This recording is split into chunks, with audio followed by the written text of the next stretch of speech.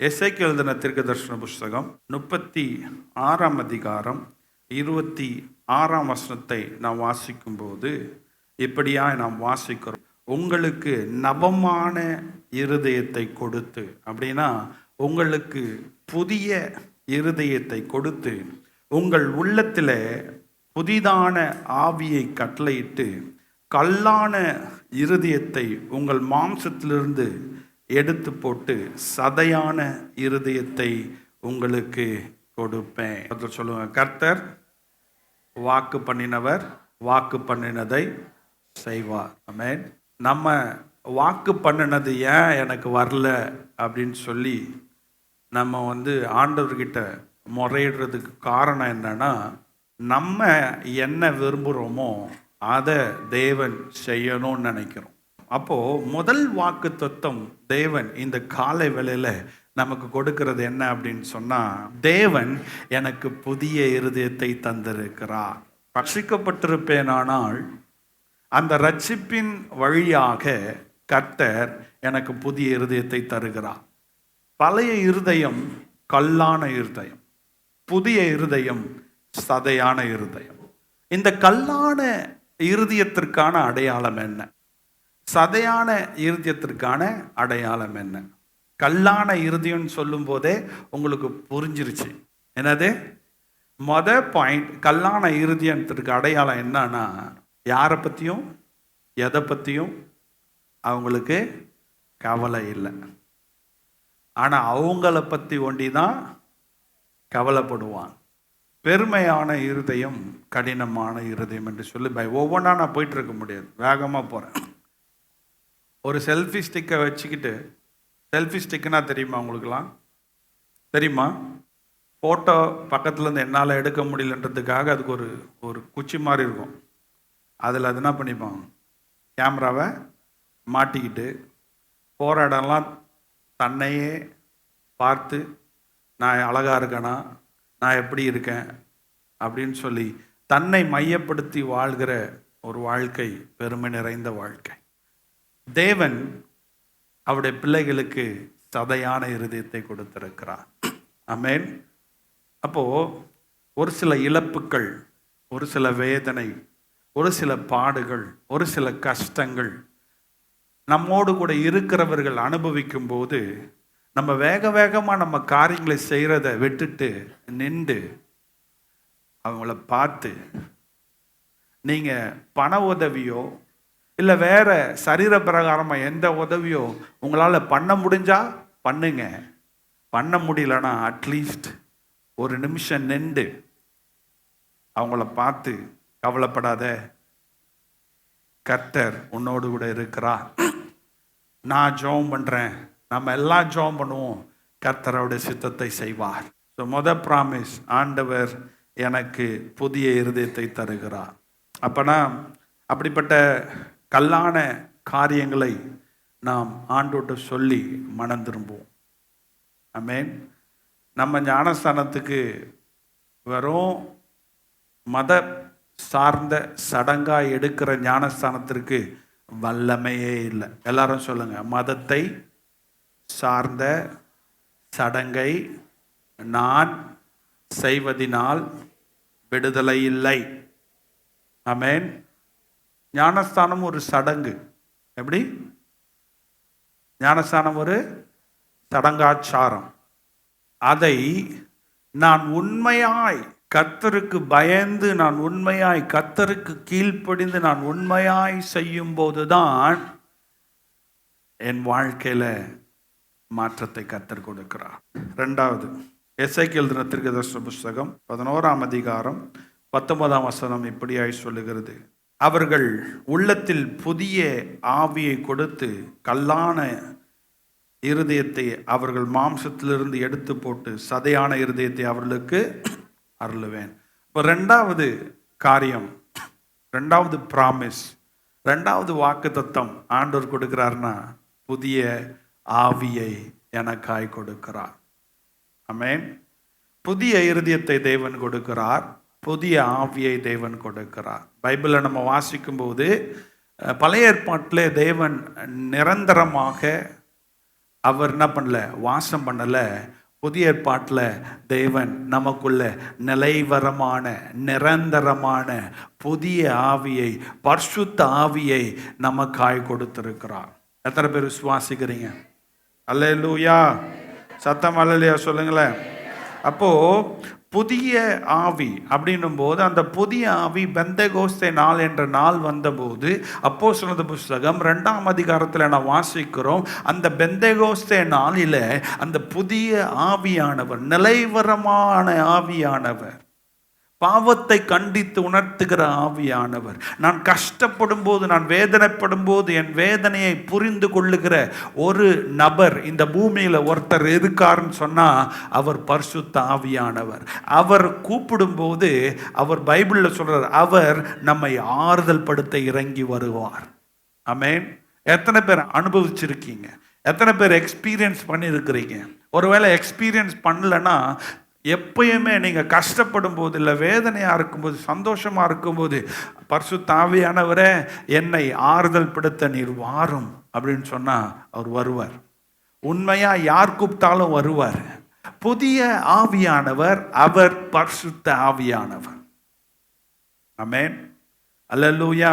அப்போ அதுக்கு நான் உண்மையாய் மனம் திரும்ப வேண்டும். அப்போ அந்த கல்லான இருதயம் மாறும்போது எனக்குள்ள பரிசுத்த ஆவியானவர் வருகிறார். ஆமென். வெளிவேஷம் போட்டு நாம் வெறும் மத சார்ந்த ஞானஸ்தானம் எடுக்கும்போது பரிசுத்த ஆவியானவர் ஞானஸ்தானத்தின் போது இறங்கி வருகிறது இல்லை. ஆமென். ஞானஸ்தானம் சுகம் வேண்டும் என்பதற்காகவோ, திருமணமாக வேண்டும் என்பதற்காகவோ, கொஞ்சம் கவனிங்க, வேற எந்த காரணத்திற்காகவோ நீங்கள் இந்த ஞானஸ்தானத்திற்குள்ளாய் வந்திருப்பீர்கள் என்று சொன்னால், உண்மையாக உங்களால் பரிசுத்த ஆவியின் நிறைவை ஞானஸ்தானத்தின் போது பார்க்க முடியாது. ஏன்னா நீங்கள் உண்மையாக மனம் மாறி வரல. நீங்கள் மனம் மாறி வந்ததற்கே காரணம் என்னன்னா, உங்கள் மாம்சத்திற்கு ஒரு நன்மை வேண்டும். அந்த நன்மை ஞானஸ்தானம் எடுத்தால் எனக்கு கிடைக்கும் என்கின்ற எதிர்பார்ப்போடு எடுத்ததினாலே அநேகர் அந்த பரிசுத்த ஆவியானுடைய தொடுதலையோ, பரிசுத்த ஆவியானுடைய நிறைவையோ பார்க்க முடியலை. ஆமென். அல்லேலூயா. உங்கள் ஞானஸ்தானம் எடுத்த நாளை யோசிச்சு பாருங்க. மனம் திரும்பி எடுத்தீங்களா, இல்லை ஞானஸ்தானத்தை ஏதாச்சும் கிடைக்குன்றதுக்காக எடுத்தீங்களா? கர்த்தர் அறிவார். ஆமென். ஆமென்.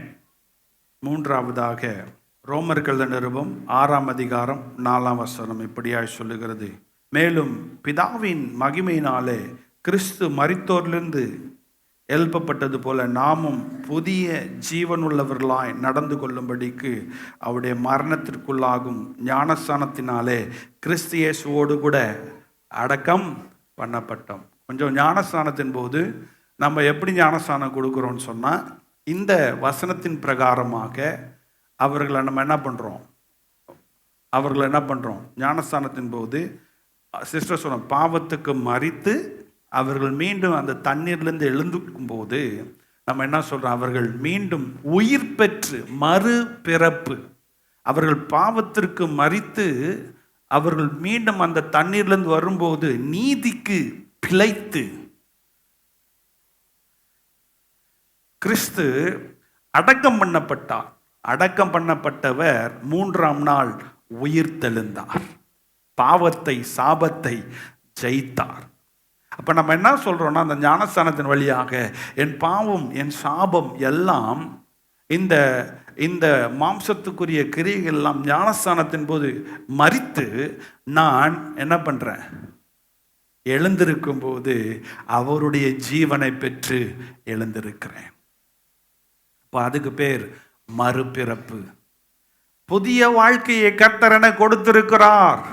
ஒருவேளை இன்னும் அந்த ஞானஸ்தானத்திற்கு உங்களை ஒப்பு கொடுக்காமல் இருப்பீர்களானால், இந்த நாளில் ஞானஸ்தானத்தை பற்றி பேசுறதுனால, உங்களை நான் நேசிப்பதினால, உங்களுக்காக நான் ஜெபிப்பதினாலே கர்த்தர் உன் வாழ்க்கையில் பெரிய மாற்றத்தை உண்டாக்க வேண்டுமானால் மனம் திரும்பி ஞானஸ்தானத்திற்கு உன்னை ஒப்பு கொடுப்பாயானால் உன்னை கர்த்தர் புதிய சிருஷ்டியாய் மாற்றுவார்.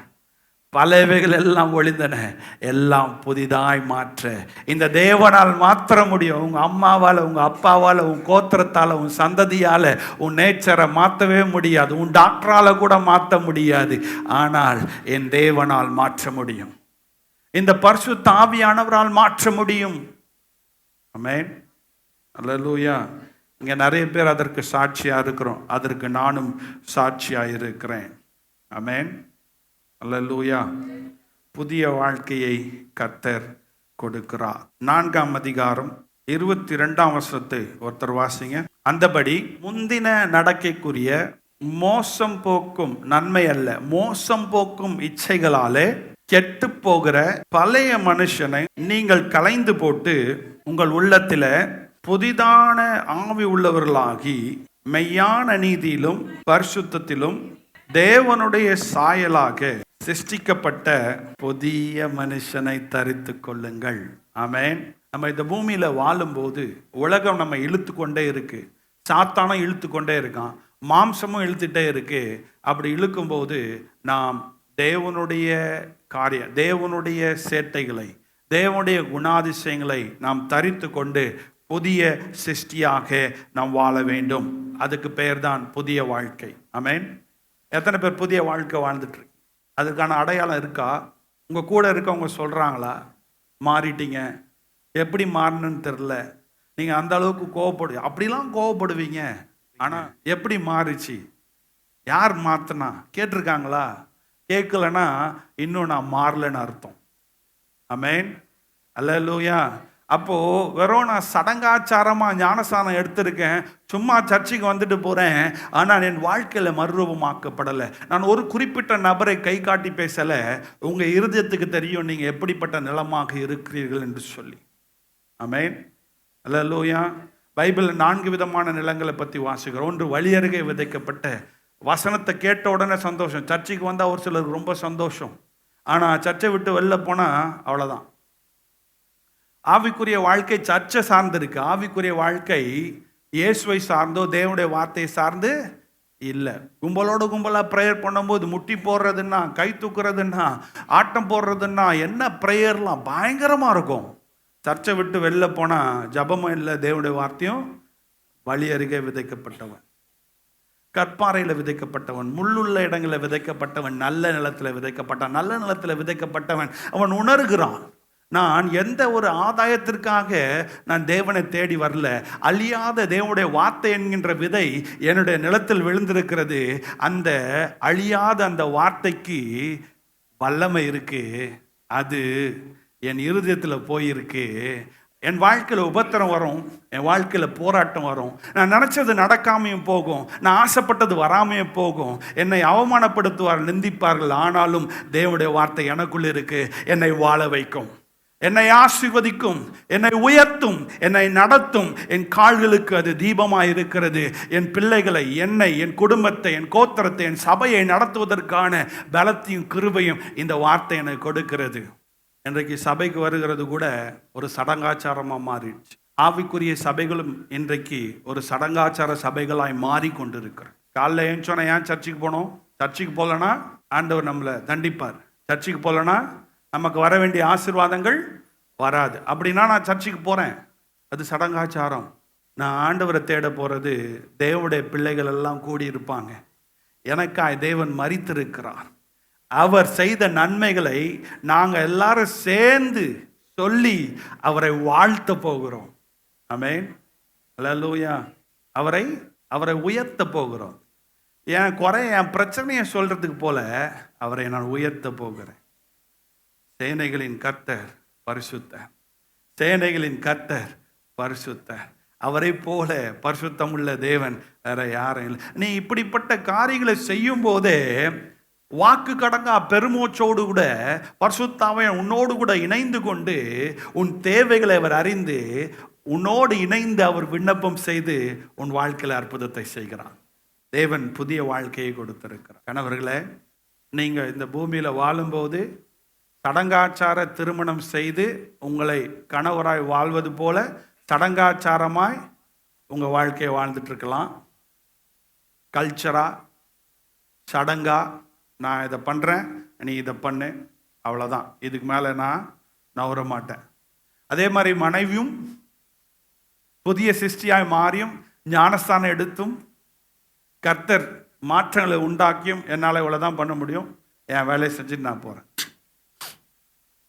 அதுக்கு பேர் வேதத்தின்படியான திருமணம் அல்ல. புதிய சிருஷ்டியாய் வாழ்வதற்கு கர்த்தர் அழைச்சிருக்கிறார்.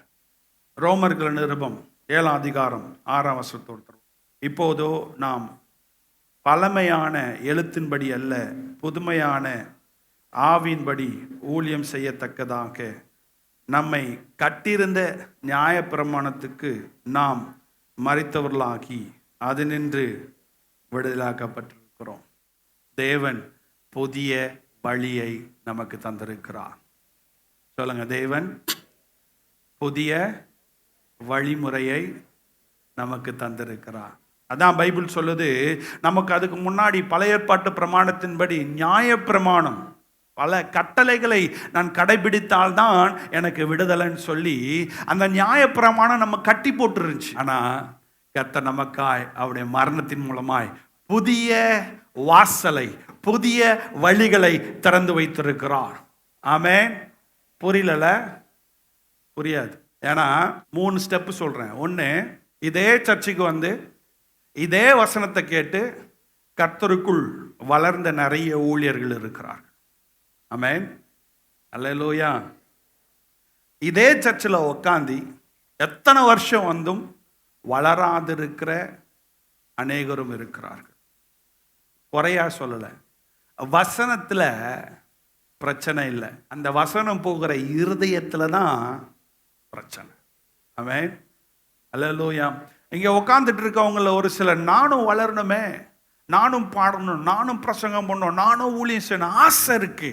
ஆனால் தேவனுடைய வார்த்தைக்கு கீழ்ப்படுகிறது இல்லை. உபத்திரம் வந்தால், போராட்டம் வந்தால், பிரச்சனை வந்தால் இந்த சின்ன குழந்தைங்க பண்ணாது, அதை விட மோசமாக பண்ணுறது. எத்தனை வாட்டி வசனத்தை கேட்டாலும், எத்தனை வாட்டி தேவனுடைய வார்த்தை வந்து போனாலும் அவர்களுக்குள்ள வளர்ச்சி. அவர்கள் தேர்ந்தெடுக்கிற வழி என்ன தெரியுமா? உடனே பிரச்சனை வந்து போனை போட்டு, பாத்தியா சர்ச்சுக்கு போனிய, யாரு சர்ச்சில் வந்து உக்காந்து நல்லா ஜெபம் பண்ணி முடிச்சது ஒன்றும் இல்லை. கடங்காரன் வந்து நின்ட்டான்.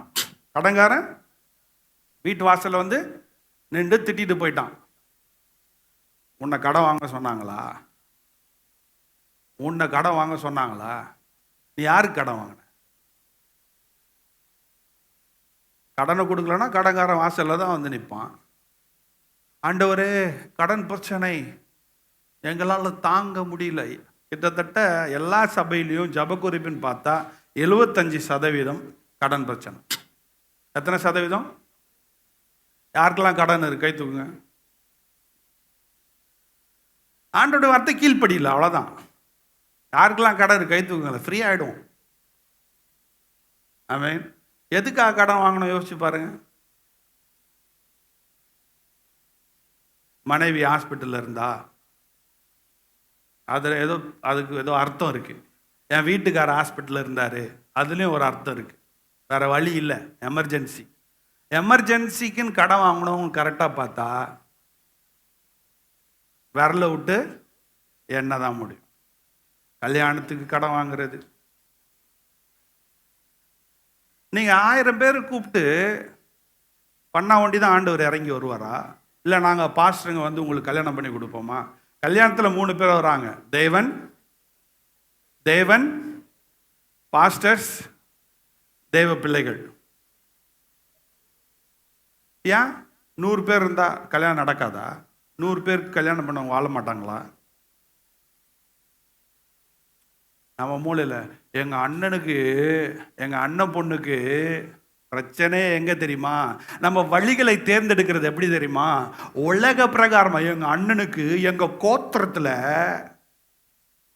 25 பவுன் போடலன்னா அவன் போட்டு போட்டு போட்டு தான் கடைக்காரனா உக்காந்துக்கிட்டு வாழை வெட்டியாக இருக்கான். கணவன் ஃபாரின்ல இருக்கிறான், மனைவி இதுக்கு திருமணமா?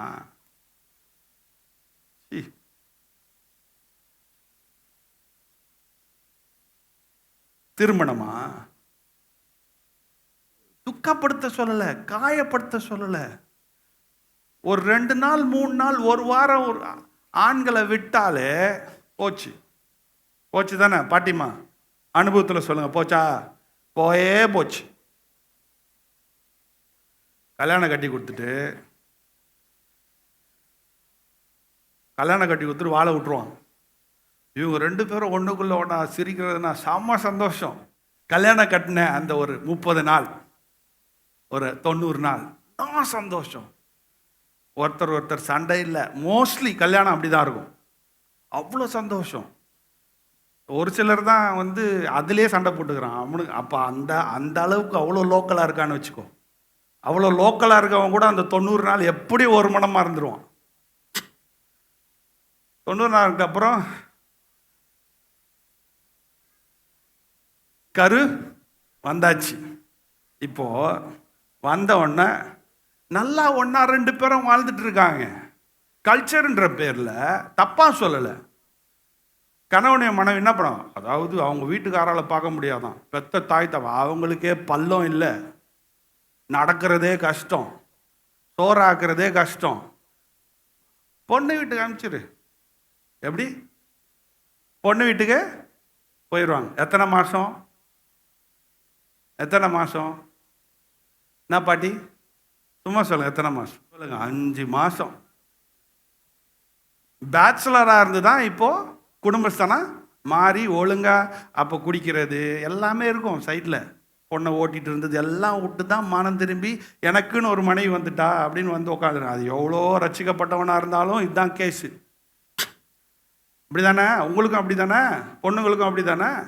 இப்போது நான் கல்ச்சரை தப்பாக சொல்லலை. 5 மாதம். எத்தனை? எல்லாரும் சொல்லுங்க, 5 மாதம்.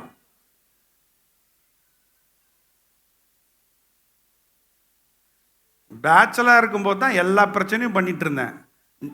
நிறைய பேர் கல்யாணம் கட்டி வச்சது இவன் தொல்லை தாங்க முடியல, ஒரு கட்டு போட்டான். நம்ம ஊரில் என்ன சொல்லுவோம் எல்லாரும், ஒரு கால் கட்டு போட்டாதான் இவன் என்ன பண்ணுவான், அடங்கி இருப்பான். அடங்கி இருக்க தானே போட்ட காலை அப்படியே விட வேண்டியது தானே அவங்கள. இப்போ என்ன, கால் கட்டை அவுத்து விட்டீங்கன்னா 5 மாதத்துக்கு கால் கட்டை அவுத்து விட்டுறான். ஆனால் இப்போ பைபிளில் சொல்லுவான், ஒரு பிசாசு போய் 7 பிசாசை கூப்பிட்டு வருமா. எப்படி? நிறைய குடும்பம் வாழா வெட்டியா பிரச்சனை மேலே பிரச்சனை இருந்தது. எப்போனா அந்த குழந்தைன்றது ஆசீர்வாதம். அப்படி தானே? குழந்தைன்றது ஆசீர்வாதம் தானே? ஆசீர்வாதன்ற பேரில் கட்டு போட்டவரை கட்டை அவுத்து விட்டு பிரித்து விட்டது. சும்மா விட்டாலே வேலி பாயிற கேஸ் இது. இதை சும்மாவே விட்டுட்டோன்னா இப்போ ஒரு முன்னாடி இருந்த பேச்சுலர் கேட்கறதுக்கு யாரும் இல்லை. ஃபோனில் பேசணுமா, நல்லா இருக்கியாம்மா? நல்லா இருக்கு. வேலைக்கெல்லாம் போறியா? நல்லா சாப்பிட்றியா? இவங்களும் சொன்ன நல்லா சாப்பிட்றேன். இதெல்லாம் லவ்வான். என்னமோ போ கட்டி விட்டுட்டு அவ்வளோ ஒன்றுக்குள்ளே இருக்குந்தவங்கள பிரித்து விட்டுட்டு இப்போ இவருக்கு அந்த டேஸ்ட் வந்துருச்சு. என்ன டேஸ்ட்டு?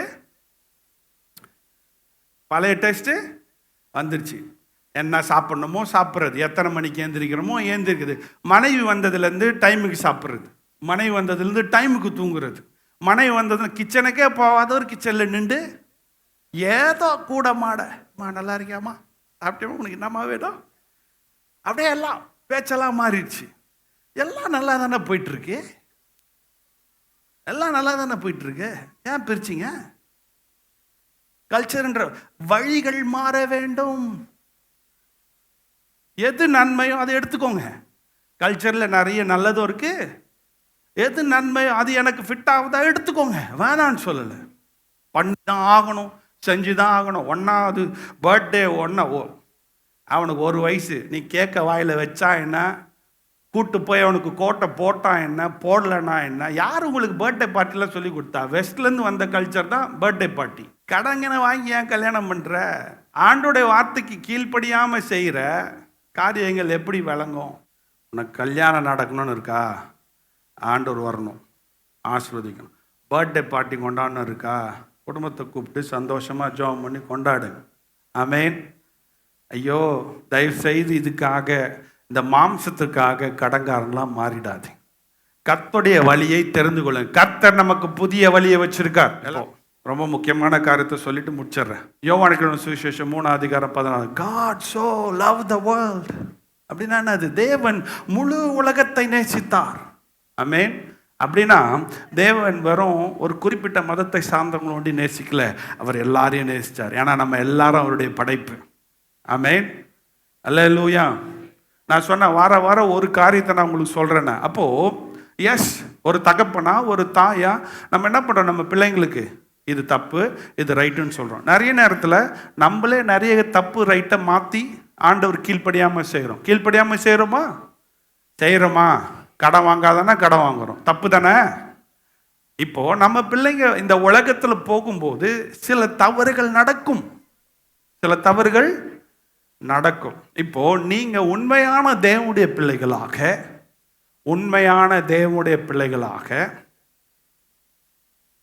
இப்ப அப்படி போற பிள்ளைகளை நம்ம சொல்லிட்டே இருக்கலாம். இப்போ நான் ஒரு எக்ஸாம்பிள் வரைக்கும் போயிடுறேன். நான் சொல்லி நிறைய பேரை கூப்பிட்டு கவுன்சிலிங் பண்ணி நிறைய அவங்களுக்கு செலவு பண்ணி அதை தாஜா பண்ணி என்னெல்லாம் பண்ணி என் பாசத்தை காட்டி அடிச்சு உதச்சி தாங்க நிற்கிது.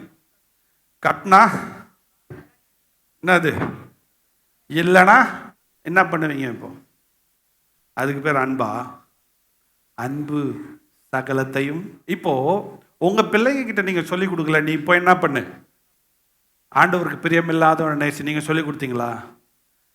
அது வாய், அது கண்ணு, அது காலு, அது கீழ்ப்படியாம போகுது. அப்போ நீங்க தெளிவா சொல்ல வேண்டியது, நான் எல்லாம் ஆண்டவருக்குள்ள என்ன செய்யணுமோ செஞ்சுட்டேன், என்ன பண்ணுமோ பண்ணிட்டேன். ஓகே, லாஸ்ட் கட்டம், அதாவது வேற வழியே இல்லை, முடியல,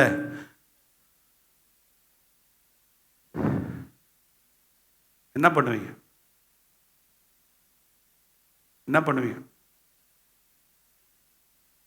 You have to release it. Amen. கஷ்டம் தெளிவாக புரிஞ்சு, எனக்கு வேதனை தாமா, எனக்கு கஷ்டம் தாமா, இதுக்கப்புறம் எப்படி நம்ம ஒன்றுக்குள்ளே ஒன்றா இருப்போமா தெரியாது, பட் ஆனாலும் ஐ லவ் யூ. ஆமென். அதுதான் தேவனின் அன்பு. அல்லேலூயா. சத்தம் அல்லேலூயா சொல்லுங்களேன். அதுதான் தேவனின் அன்பு, அதுதான் தேவனுடைய வழி. பிசாசின் வழிக்கும் தேவனுடைய வழிக்கும் நிறைய வித்தியாசம் இருக்கு. அப்போ நம்ம என்ன பண்றோம்? இப்போ நீ எடுக்கிற தீர்மானத்திற்கெல்லாம் நான் பொறுப்பு அல்ல. நான் உன்னை என்ன பண்ண முடியாது, தூக்கி அதுக்காக முகத்தை பார்த்தோன்னு சீப்பா உன்னை நான் பார்க்கவே மாட்டேன், இதெல்லாம் நல்லதா, அது சொல்லுங்க, அது வேற இது வேற. ஆமென். நான் கர்த்தருடைய பிள்ளை, கர்த்தர் எனக்குள்ள இருக்கிறான், கர்த்தருடைய அபிஷேகம் எனக்குள்ள இருக்கு. ஆமென். அவங்க செய்கிற பாவத்துக்கு நான் பொறுப்பல்ல, நான் செய்கிற பாவத்திற்கு தான் நான் பொறுப்பாக இருக்கிறேன். ஆமென். அப்போ என் வழிகள் தேவனுடைய வழிகள். ஆமென். யாரெல்லாம் தேவனுடைய வார்த்தைக்கு கீழ்ப்படிஞ்சதுனால தேவன் நம்மளை ஏற்றுக்கிறார், யாரெல்லாம் உண்மையா தேவனுடைய வார்த்தை கீழ்ப்படிஞ்சனால இங்க இருக்கிறீங்க, கொஞ்சம் கவனிங்க. ஒரு 10 காரியம் பைபிள் ஆண்டவர் சொல்லியிருக்கார். சும்மா ஒரு எக்ஸாம்பிள், எத்தனை காரியத்துக்கு நீங்க உண்மையா கீழ்ப்படுறீங்க? இங்க 10 காரியம் ஆண்டவர் சொல்லியிருக்காங்க, 10க்கும் கீழ்ப்படுறவங்களாம் யாரு? பைபிள்ல 100 கணக்கில் இருக்கு. சும்மா ஒரு எக்ஸாம்பிள், 10 காரியம் ஆண்டவர் சொல்லியிருக்காரு. ஓகேங்களா? அந்த 10க்கும் கீழ்ப்படுறவங்க யார்? என்ன சொல்ல வரேன்னா, நம்மெல்லாம் கீழ்ப்படியாத இருக்கிற கேஸு. ஆமென். நம்ம நினச்சிக்கிறோம் கீழ்ப்படுகிறோம். ஆமென். அல்லேலூயா. பைபிள் எடுத்து பார்த்தீங்கன்னா அவர் நிறைய சொல்லி கொடுத்துருக்காரு. பைபிள் கண்ணாடியில் வச்சு பார்த்தோன்னா நம்மளுடைய நீதி எல்லாம் அவருடைய பார்வையில் அழுக்கான கந்தார். ஆனாலும் கர்த்தர் நம்மளை நேசிக்கிறார், ஆனாலும் கர்த்தர் நம்மளை வாழ வச்சிருக்காரு, ஆனாலும் நம்முடைய ஜபத்தை கேட்கிறார், ஆனாலும் கர்த்தர் நம்மளை கட்டி அணைச்சிக்கிறார். கெட்ட குமார ஓடி நான் செஞ்சது தப்புன்னு சொல்றதுக்கு முன்னாடி கப்புன்னு பிடிச்சி, நீ வாடா என் பிள்ளை, நீ ஒன்றும் சொல்ல வேணாம். எப்படி? நீ ஒன்றும் சொல்ல வேணாம், நீ என்னை விட்டு ஓடினாலும் நீ மனம் திரும்பி வந்த தெரியுமா, நீ என் பிள்ளை. ஆமென். அல்லேலூயா. சத்தம் அல்லேலூயா சொல்லுங்களேன். நான் மனம் திரும்பும் போது கர்த்தர் எனக்குள் இருக்கிறார். ஆமென். நான் ஒத்துக்கலாம், ஆனால் நான் மனம் திரும்பணும். கண்ணை மூடுவோமா, ஜெபிப்போமா, ஏந்திரிப்போமா, ஆண்டவர் சமத்தில் கேட்போமா. ஆண்டவர் நம்மை நடத்தும்படிக்கு, ஆண்டவர் அவருடைய பிரசனத்தில் நம்ம நடத்தும்படிக்கு, நம்ம பிள்ளைகளுக்கு கர்த்தர் நம்ம முன்மாதிரியாக வைக்கும்படி, நமக்கு வருகிற சோதனையில், நமக்கு வருகிற பிரச்சனைகளில் நம்ம தொடர்ந்து கர்த்தருக்குள்ளே நம்முடைய பிள்ளைகளை நடத்துவதற்கு கர்த்தர் ஞானத்தை தரும்படி இந்த வேளையில் கூட ஆண்டவர்கிட்ட கேளுங்க. ஆண்டவரே, எனக்கு புதிய இருதயத்தை தாரும், புதிய ஆவியை தாரும், புதிய வழிகளை தாரும், புதிய சிருஷ்டியாய் என்னை மாற்றும். ஆண்டவர்கிட்ட கேட்போமா. இந்த தேவன் உண்மை உள்ளவராய், நல்லவராய், அற்புதங்களை செய்கிறவராய் இருக்கிறார். அவர் நமக்கு வாக்குத்தத்தம் பண்ணி இருக்கிறாரு, புதிய இருதயத்தை தருவேன் என்று சொல்லி. அவர் நமக்கு வாக்குத்தத்தம் பண்ணி இருக்கிறாரு, புதிய ஆவியை தருவேன் சொல்லி. அவர் நமக்கு வாக்குத்தத்தம் பண்ணி இருக்கார், புதிய வாழ்க்கையை தருவேன். அவர் நமக்கு வாக்குத்தத்தம் பண்ணியிருக்கார். அவர் நமக்கு புதிய வழிகளை நமக்கு வெளிப்படுத்த விரும்புகிறார். உனக்கு எட்டாததும் உனக்கு அறியாதுமான புதிய வழிகளை கர்த்தர் உனக்கு தர போதுமானவராக இருக்கார்.